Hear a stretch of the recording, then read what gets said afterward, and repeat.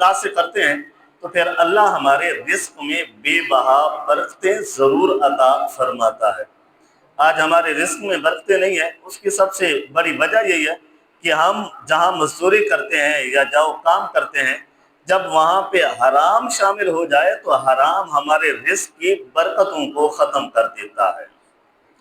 تو اس لیے جب حلال رزق ہوگا تو اللہ ضرور برکتیں عطا فرمائے گا۔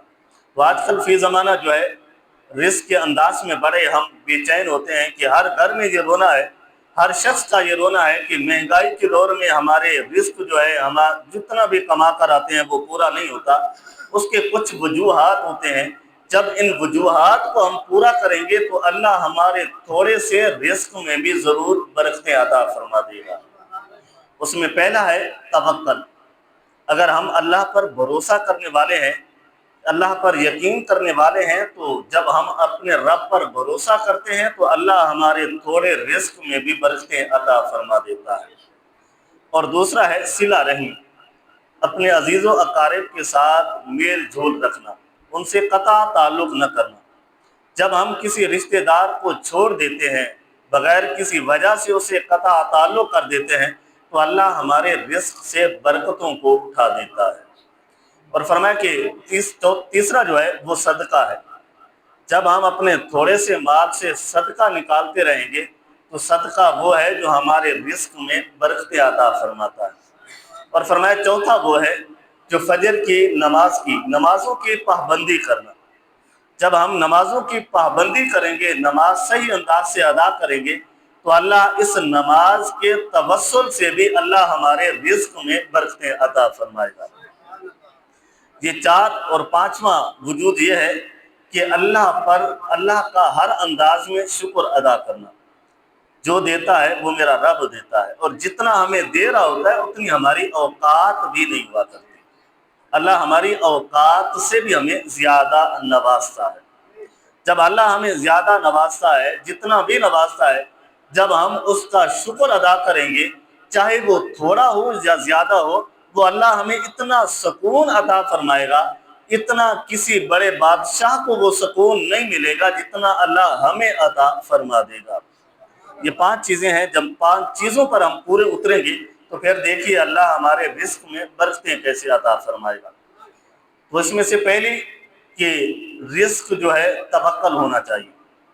جامع ترمذی میں احادیث مبارکہ ہے کہ حضور صلی اللہ علیہ وسلم نے فرمایا کہ لو انکم تتوکلون علی اللہ حق توکلہ، کہ حضور صلی اللہ علیہ وسلم نے فرمایا کہ تم اللہ پر ایسا توکل کرو، ایسا بھروسہ کرو جس طرح بھروسہ کرنے کا حق ہے۔ جب حق ہم ادا کریں گے تو اللہ ضرور ہمارے رزق میں برکتیں عطا فرمائے گا۔ ساتھ میں میرے محبوب مصطفیٰ صلی اللہ علیہ وسلم نے فرمایا کہ لا رزقکم کما یرزق الطیر، تو اللہ پھر تمہیں ایسے رزق عطا فرمائے گا جس طرح اللہ پرندوں کو رزق عطا فرماتا ہے۔ جب ہم اللہ پر بھروسہ کریں گے تو آگے میرے محبوب مصطفیٰ صلی اللہ علیہ وسلم نے ارشاد فرمایا تغدو خماسا وتروح بطاما، کہ وہ صبح خالی پیٹ ہوتے ہیں، جب شام کو اپنے گھونسلوں میں لوٹا کرتے ہیں تو ان کے پیٹ بھرے ہوئے ہوا کرتے ہیں۔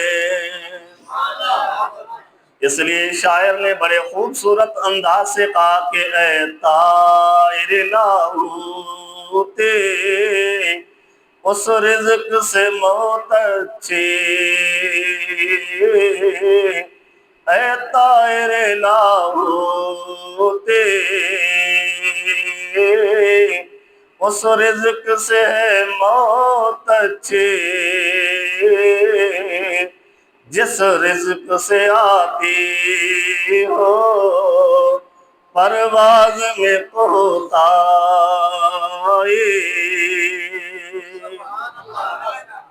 جب ہم ایک خدا کو ماننے والے ہیں، اس خدا کا وعدہ ہے کہ میں تمہیں رزق دوں گا، تو پھر رزق گھر میں بیٹھے بیٹھے تو نہیں ملے گا۔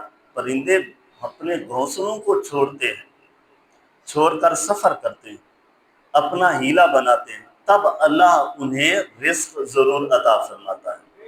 اسی طرح سے جب ہم گھر سے نکلیں، محنت کریں، مزدوری کریں، حق ادا کریں اس کا، تو اللہ کبھی بھی ہمیں بھی خالی ہاتھ نہیں لوٹائے گا، اللہ ضرور ہمیں برکتوں سے مالا مال فرمائے گا۔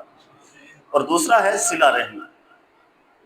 صلہ رحمی ایک ایسا وظیفہ ہے جو اللہ اپنے غیب کے خزانوں سے رزق عطا فرماتا ہے، جیسا کہ اللہ رب العزت نے لا ریب اور بے عیب کتاب میں ارشاد فرمایا کہ واتقوا اللہ الذی تساءلون بہ والارحام، اللہ سے ڈرو، وہ اللہ کل قیامت والے دن تم سے رشتہ داروں کے بارے میں بھی سوال کرے گا۔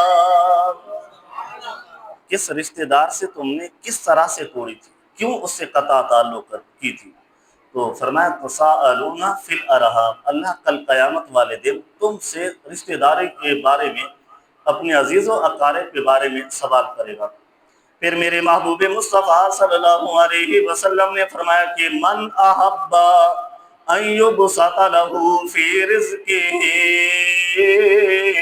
کہ کون ہے وہ شخص جو یہ پسند کرتا ہو کہ اللہ اس کے رزق کو فراخ کر دے، وسعت عطا فرما دے، برکتیں عطا فرما دے، وَيُنْسَى لَهُ فِي أَسْرِهِ، اور وہ اس میں اثر بھی دیکھنا چاہے کہ اللہ نے میرے رزق میں، میرے عمر میں برکتیں عطا فرمائی ہے، تو میرے محبوب مصطفیٰ صلی اللہ علیہ وسلم نے فرمایا کہ فَلْيَصِلْ رَحِمَهُ، تو اسے چاہیے کہ اپنے عزیز و اقارب کے ساتھ اچھے سلوک سے پیش آئے، اچھے انداز سے پیش آئے۔ جو شخص یہ پسند کرتا ہو کہ اللہ میرے رزق میں برکتیں عطا فرما دے، اللہ میری مشکلات کو حل فرما دے، اللہ میرے پریشانیوں کو ختم کر دے، تو اسے چاہیے کہ اپنے عزیز و اقارب سے بغیر کسی شرعی وجہ کے ان سے اپنا تعلق نہ توڑے، جتنا وہ جوڑ کے رکھے گا اللہ ان کے توسل سے ہمارے رزق میں اللہ برکتیں عطا فرما دے گا۔ تو ایک شخص کے بارے میں ملتا ہے کہ بڑا پریشان تھا، کسی اللہ والے کے پاس گیا اور عرض کی حضور بڑا پریشان ہوں، رزق میں برکتیں نہیں ہیں، کاروبار بند ہے۔ تو اس اللہ والے نے سوال کیا کہ یہ بتاؤ تمہاری کوئی بیوہ بہن، کوئی رشتہ دار، کوئی عزیز و اقارب ہیں جن سے تو نے ان سے تعلق توڑا ہوا ہو؟ اس شخص نے اپنا سر نیچے کیا، پھر جواب دیا ہاں، ایک میری ہمشیرہ ہے جس سے میں نے کئی سال سے تعلق کو توڑا ہوا ہے، جس سے ملاقات نہیں ہے، بات نہیں ہے، گفتگو نہیں ہے، آنا جانا نہیں ہے۔ تو صلی اللہ علیہ نے اسے کہا کہ اگر تم چاہتا ہے تیرے رزق میں اللہ برکتیں عطا فرمائے، جاؤ اپنی ہمشیرہ کو ملو، ان سے تعلق اچھا کرو، جب وہ تیرے جانے کے بعد دعا کرے گی تو اللہ تیرے رزق میں بھی برکتیں عطا فرما دے گا۔ اس شخص نے اللہ والے کی بات مانی۔ جیسے آج کل ہمارا بھی یہی حال ہے کہ ہمارے ہاں رزق میں کوئی برکتیں نہ ہو تو ہم بھی کوئی پیر فقیر ڈھونڈتے ہیں، تو پیر فقیر جو ہوتے ہیں وہ اپنی روزگاری کے لیے ہمیں کوئی نہ کوئی ایسی خبریں بتاتے ہیں جس سے ہمارا تعلق اور بھی رشتہ داروں سے خراب ہو جاتا ہے۔ تو سب سے کوشش اتنی کریں کہ جب رزق میں کوئی دیکھو تنگی آ رہی ہے تو اپنے اندر وہ جھانک کر دیکھیں کسی رشتہ دار سے کے ساتھ ہمارا تعلق کوئی ٹوٹ تو نہیں گیا، کسی سے ہم نے کوئی انبن تو نہیں کی، کسی سے ہم نے کوئی ادب و احترام میں کمی تو نہیں کر لی۔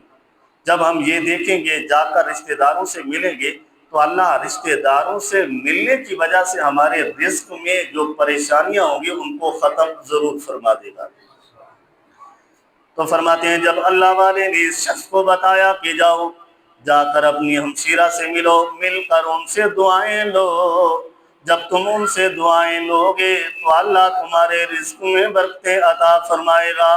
پھر روایت میں آتا ہے کہ وہ شخص گیا، جا کر اپنی ہمشیرہ سے ملا، کچھ خدمت بھی کی، کچھ اس کے پاس نذرانہ جو پیسے تھے وہ بھی ان کو دیے، دینے کے بعد ان سے اپنے تعلق کو توڑا ہوا تھا اس کو جوڑا، جوڑنے کے بعد جب وہ گھر سے نکلا تو اس کی ہمشیرہ نے اللہ کی بارگاہ میں دعا کی، مالک میرا یہ ایک بھائی ہے، اس کے رزق میں برکتیں عطا فرما دے۔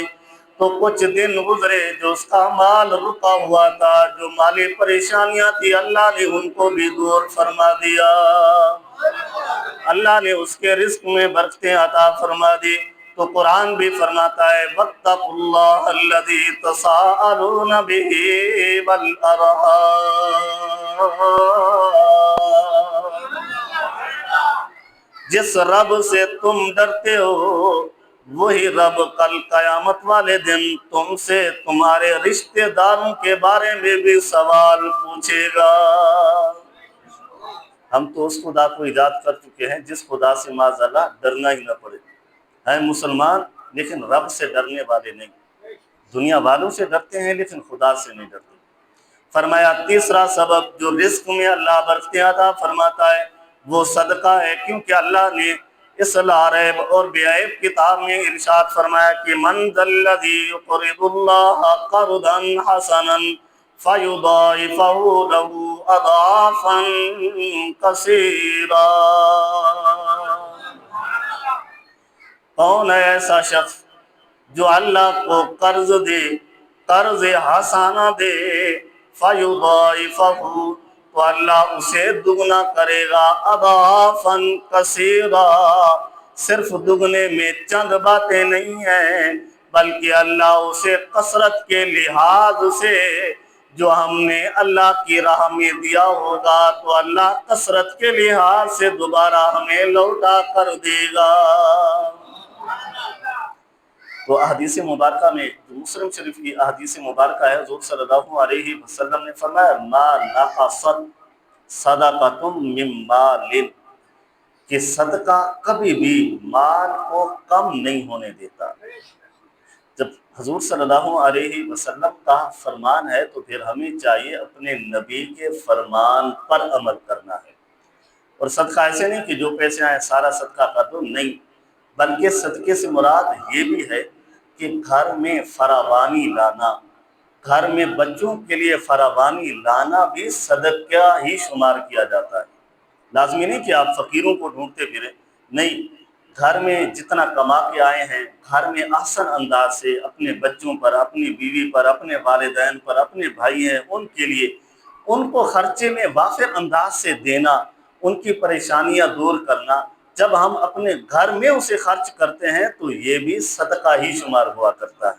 ہاں اللہ نے وافر انداز سے دیا ہے تو اللہ نے آپ کو مال اور دولت زیادہ دیا ہے تو پھر کسی مدرسے میں، کسی غریب، کسی ہمسائے، کسی رشتہ داروں کو دیتے پھریں تو اللہ تمہارے رزق میں برکتیں عطا فرمائے گا۔ اور چوتھا سبب ہے نماز، نماز کی پابندی۔ اب 4 سبب تھے، 3 سبب وہ جو بیان ہوئے، چوتھا سبب ہے یہاں پر اللہ رب العزت نے خود ارشاد فرمایا سورۃ طٰہٰ میں کہ اللہ رب العزت نے ارشاد فرمایا کہ وَأْمُرْ أَهْلَكَ بِالصَّلَاةِ وَاسْتَبِرْ عَلَيْهَا، کہ میرے رب نے فرمایا کہ اپنے اہل و عیال کو نماز پڑھنے کی تلقین کرو، وَاسْتَبِرْ عَلَيْهَا، اور خود بھی اس پر پابندی کرو۔ تو اللہ فرماتا ہے لا نسألک رزقا، کہ میں تم سے جب تم نماز پڑھو گے اس نماز کے بارے میں تو سوال ہوگا لیکن تم سے رزق کے بارے میں سوال نہیں کروں گا۔ معاذ اللہ اگر یوں سمجھا جائے کہ اللہ فرماتا ہے تم اپنے اہل و عیال کو نماز پڑھنے کی تلقین کرو، نماز پڑھنے کا پابند کرو، خود بھی نماز پڑھنے میں پابندی کرو، لا نسألک رزقا، اللہ رزق لینے سے پاک ہے۔ ہم نماز پڑھ کے کوئی معاذ اللہ عبادت رب کی نہیں کرتے، حقیقتاً رب کی عبادت ہو رہی ہوتی ہے لیکن ہمارے رب کو ہماری اس عبادت کی ضرورت نہیں ہے، اگر ضرورت ہے اس عبادت کی تو ہمیں ضرورت ہے۔ تو میرے رب نے فرمایا نحن نرزقک، کہ نماز کے ذریعے سے ہم تمہیں اور بھی وافر انداز سے رزق عطا فرما دیں گے۔ جب یہ آیت کریمہ نازل ہوئی تو ابن اساکر ایک کتاب ہے وہاں پر یہ روایت موجود ہے کہ حضرت ابو سعید خدری رضی اللہ تعالیٰ عنہ روایت کرتے ہیں کہ جب یہ آیت کریمہ نازل ہوئی تو اس وقت حضور صلی اللہ علیہ وسلم تقریباً 8 مہینے تک حضرت علی المرتضیٰ شیر خدا رضی اللہ تعالیٰ عنہ کی کاشیانہ اقدس پر حاضر ہوتے اور وہ انہیں نماز پڑھنے کی تلقین فرمایا کرتے تھے۔ کتنے مہینے؟ 8 مہینے۔ کتنے مہینے؟ بلند آواز سے کہہ دیں کتنے مہینے؟